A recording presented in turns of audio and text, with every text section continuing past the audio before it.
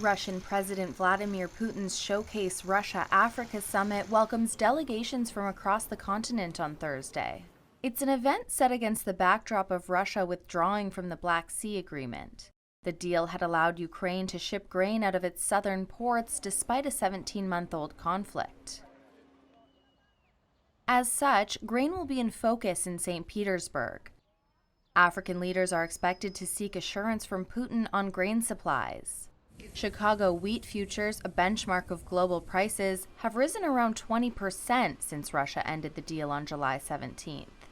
They are now at their highest levels since February, though well below their peaks of 2022. In a pre-summit article on the Kremlin website, Putin writes that the Black Sea deal had been shamelessly exploited by U.S. and European trading firms, and that less than 3% of the grain shipped had reached the poorest countries. They acted like a vacuum cleaner, wiping out all provisions on the global food market to their own advantage, abusing their monopoly, and putting developing countries at a disadvantage. Putin also says Russia is expecting a record harvest this year. He says it's ready to fill the gap for African countries by supplying grain commercially and for free. Behind the scenes, some countries are expected to seek more information about the future of the Wagner mercenary group. That's after it staged a short-lived mutiny in Russia last month.